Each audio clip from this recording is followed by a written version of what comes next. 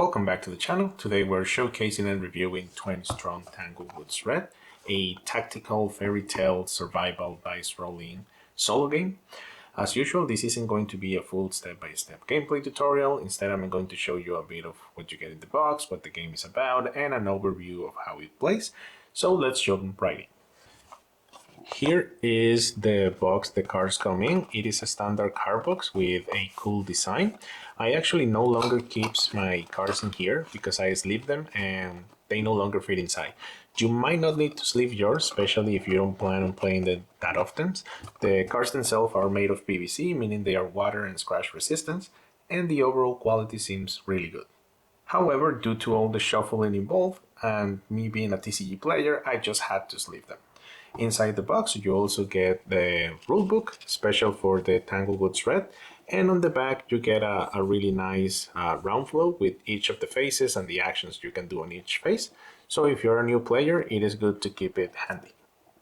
Okay, now let's move on to the cards. Okay, first we have the characters or heroes. They are fairy tale theme. For example, Little Red would be Red Riding Hood. Each hero features asymmetric starting stats and unique abilities. They are also all double-sided, allowing you to choose either side to start with. Thanks to their own abilities or other card effects, you will be flipping them back and forth throughout the game. Any hero featuring a star-like icon is a universal hero, meaning you can use them in any other 20-strong deck, whether it's Tanglewood related or not. You choose one hero and set the rest aside. For this showcase, I'm choosing Little Red. She starts with 2 life, 3 strategy, and 2 recovery. Life dictates how many times you can get hit. If you ever drop to 0, you lose. Strategy tells you how many times you can re-roll your dice and how many enemies you can see in the scouting line. More on that in a moment. And recovery determines how many dice you can recover after each combat phase. So I'm gonna put it right about here. You see, that's fine. We put the rest aside. We also get the Green Brothers as a playable characters. I haven't used them yet, but in the reverse, they feature a really useful reference page if you're a new player. Same as the rulebook, keep this handy. I like to place it above my character for quick reference. Okay, next we have the merchant card and the item deck. The merchant provides a quick reference of the actions you can take when visiting the shop and how much each action will cost. These items are also double-sided. On the one side, you will get like the basic side that tells you on the bottom right corner how much gold will it cost for you to buy that item. And on the back of each card is the upgraded version of each of the items. So for this deck, we shuffle it. We place it below the merchant card, and anytime you will need to draw an item, you will draw from the bottom of the deck. I like to place it somewhere around here. Next up, we have the forest deck. As all in this game, they are double-sided, so the green side is the daytime side, and this purplish side is the nighttime side. The nighttime side is more difficult than the daytime side. And which side you get will depend on card effects and your exploration results. More on that later. Before shuffling these cards, you have 2 that you need to set aside. The final card with the house at the top and the starting card with the house at the bottom. So you shuffle the rest. Set 5 aside. You will not be using them for this game. And these remaining 10 will represent the path that you have to go through to reach Grandma's house. So you put the final card on top of it, and same as the item deck, and anytime you need to draw, you will draw from the bottom. I like to put it here. And the starting card, I place it around here. Next, we have the Enemy and Fable deck. These cards are double-sided. On the one side, they are gonna be Fable, and on the other side, they are gonna be the enemies. These icons represent how much life the enemy has, how much damage they deal, and the gold amount to bribe them if you don't want to fight them. In the middle, they will have their effect, and at the bottom, they will have the reward that they will provide to you only if you beat them in a fight. If you bribe them, you don't get the rewards. So for this, we're gonna shuffle them. We're gonna place them with the enemy side face up, and we're gonna reveal enemies according to our hero's strategy. So Little Red is 3, so we're gonna put 3, counting the one at the top of the deck. This is known as the scouting line. It's really helpful because it allows you to see which are the enemies that you will be facing next, so you can take appropriate measures to deal with them, whether you know you will fight them or you want to save some gold to bribe them. And lastly, we have the Big Bad Wolf and the Wolf Pack. So this is the boss that you will be facing at the end. On the other side is a more difficult version of it, the Bigger, Badder Wolf. And these other 5 cards are the Wolf Pack. They are basically elite enemies that you will want to defeat before getting to the boss, because any of these that you do not defeat before fighting the boss, they, on the back of the card, they have some boost that they will be providing the boss, and trust me, you don't want to make the fight any more difficult than that already is. So we shuffle this. I put them below the Big Bad Wolf, and as usual, anytime I need to draw one, I would draw it from the bottom, and I usually place it around here, and that's it. That's like all the setup that this takes, well, at least for the deck. Now we will have to get the tracker for the core set. So we set the goal to 20 minus the stats of our heroes, so 2 life, 3 strategy, and 2 recovery. That would give us 7, so 20 minus 7, that's going to be 13 gold. That is going to be our starting gold amount. Then we get the dice. So as you know, the 3 silver-ish ones are the ones for the stats. So 2 recovery, 3 strategy, and then the one for the health goes here, is basically what represents your hero on the path. And on Tanglewoods Red, you have to banish a die from each color. So we have to banish the only red one purple, 1 blue, 1 green, and 1 yellow. These banished dice, you will be able to get back either by card effects or by buying them on the merchant. And the remaining ones are going to be your starting dice. Now let's move into a quick round so you can see a bit of the gameplay, and then we will move right into the review.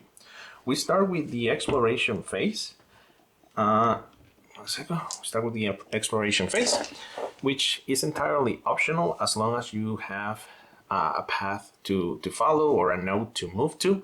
However, if you reach the top node here and your current path card and you haven't explored yet, you will be forced to draw a forest card and set it directly to the nighttime side. Because of that, it is always a good idea to keep 1 or 2 forest cards revealed ahead, so you can plan out your path to follow. To explore, you can commit up to 3 dice from your yellow or blue dice. If you roll a miss, you draw a forest card and place it on the nighttime side. If you roll a hit, you add the card on its daytime side, and if you roll a critical, you place it on the daytime side as well and add 1 gold to your tracker. Just remember, your gold can never exceed 20. So for this example, let's roll 1 blue and 1 yellow die. You roll 1 at a time. So let's start with the yellow one. Okay, so we got a miss. That's not good. And then, oh, we got a hit. Okay, so for the yellow one, since we got a miss, we're gonna set it to the nighttime side. And then for the blue one, since we got a hit, we're gonna set it to the daytime side. And that's it for the exploration part. After you set the forest cards, you can go to the merchant and check items equal to the dice you spend for the exploration. So in this case, if we use 2 dice, we can check 2 items. So I will take the bottom 2 items. It's gonna be these 2. I could buy them if I wanted to. I will have to pay 4 gold for them. And you can also check their upgraded side. For example, let's say I want to buy this one. I will place it right here. I will put the other one in the discard pile, and I will lose 4 gold. Then you can also take any of the other actions in the merchant by paying the gold. And that would be the merchant side. Now we will have to move on the path. So I'm gonna move here for this example. This icon, you can always reference the back on the Green Brothers card. It means that we will have to fight an enemy, and the icon surrounding it, it means that we have to pay 2 golds, right? Or banish a die, but we're gonna pay 2 golds, so we go to 7 and we put this enemy. This is the part where you would decide whether you want to bribe the enemy or fight it. Okay, this enemy is terrible. It has 7 life, deals 2 damage, and you need 9 gold to bribe it.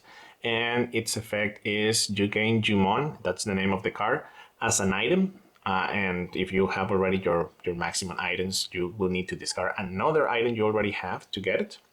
And it has a continuous effect that says during each resolve phase, you may choose to skip the recovery die step, and if you do, discard Jumon. This item cannot be discarded for any other reason. That is why the scouting line is very important. I was focusing on showing the cards and everything, and I honestly did not pay that much attention to the enemy. I should not have bought this item, but for the purpose of the video, let's just keep moving forward. But this is a terrible enemy. I should have bribed him, because fighting this as the first enemy is going to take way too many dice. So since I can no longer bribe it because I do not have 9 golds, I'm going to have to fight it. In order to defeat it, I need to deal 7 damage. That's a lot of damage, and that's a lot of dice to commit. So let's see. Let's try to get lucky, and I'm gonna commit only 6. Oh, by the way, these 2 that we use for the exploration, they are exhausted, and we don't get them back after the exploration phase. We could get them back on the recovery phase, but remember that Little Red recovery is only 2, and I'm gonna be using 6 more, right? For this, so we'll have 8 exhausted die, and I am only able to recover 2. So, I'm gonna be without any dice by like round 2, but whatever. So we roll the dice. Terrible luck, I only got 1 hit, but we get to reroll due to the same amount of the strategy, right? So to apply a die, we put it on the top, and then we get to reroll 2 more times. Okay, got a few other hits, but I am not getting a crit so far, so I'm gonna try one more time. And you see, in this case, I only got... Okay, sorry about that, I ran out of battery. But, so you can see, for the example that I was displaying, I was only able to get 5 normal hits. So I was not able to kill it. The thing is that now Jumon will deal 2 damage to me, and since I only have 2 life, I would lose. So literally the first enemy I fought, and I already lost. There is a caveat that, again, I should have seen the enemy or the scouting line and not bought this item so I had enough gold to bribe it. But just to show you how brutal the game could be. And let's say I was lucky enough and I got a critical and a hit, with the dice, and I was able to beat it. Even then, I would have to exhaust the 6 dice that I use and the 2 for the exploration. That would be 8, and I would be only able to recover 2. So I would have just 6 dice to go forward. So this game is very, very hard, but that's kind of how the game plays. Now let's move to the review.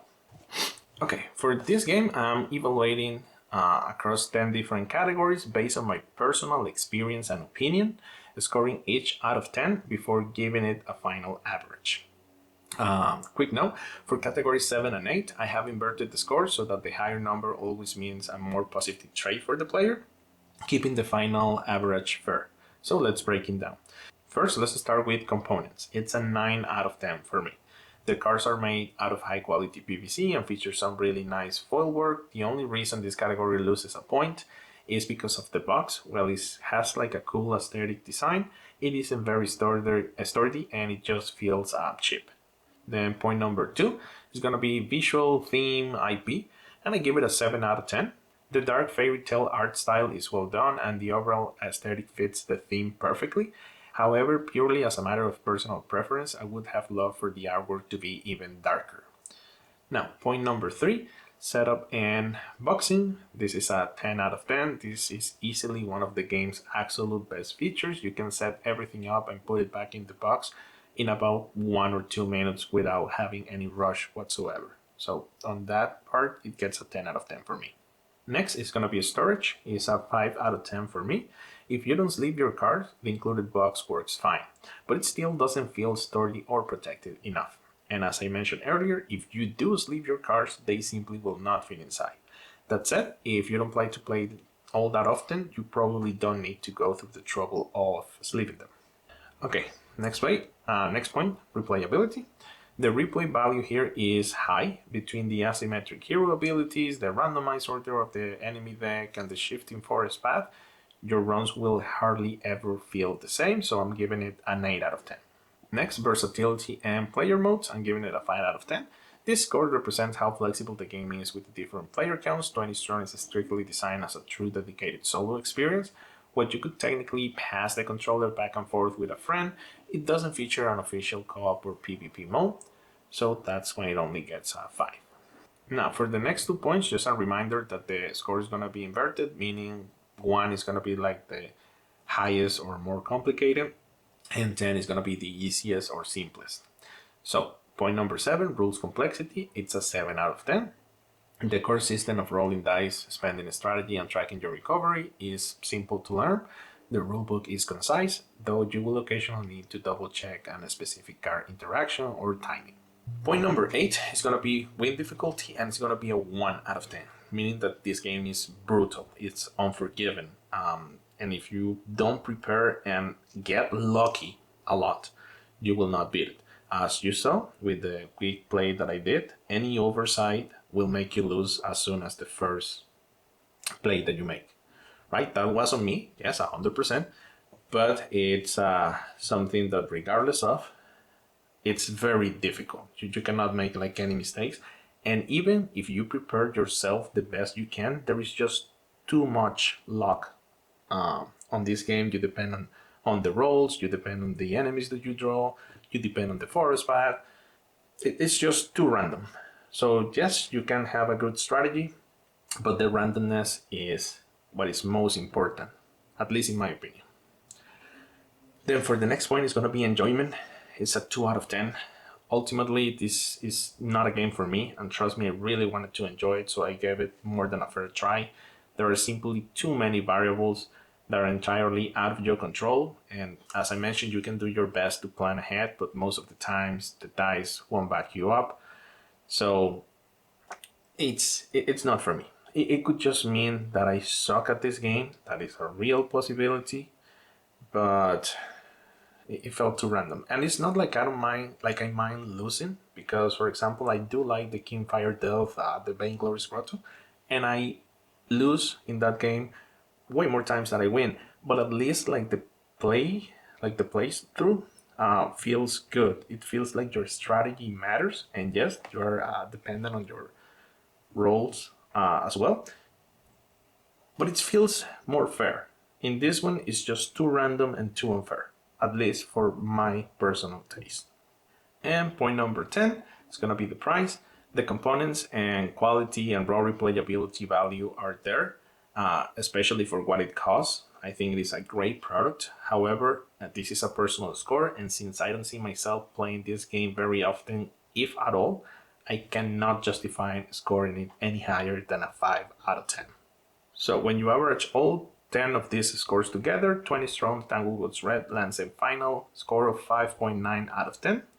If you're looking for a tight, high-stakes solo dice game that you can set up instantly and you don't mind losing to pure RNG, then this game is absolutely for you. On the other hand, if you are looking for something chill to sit back and enjoy, I would not recommend it. My advice is that you try this There is an online free version in Board Game Arena, if I'm not mistaken, but I will leave the link on the description of the video. So at least try it online a few times before making a decision whether you want to buy it or not. But what do you think? Have you managed to survive the Tanglewoods yet, or are you planning to pick this up? Let me know down in the comments below. Don't forget to hit the like button, subscribe, and I'll see you on the next video. Bye bye.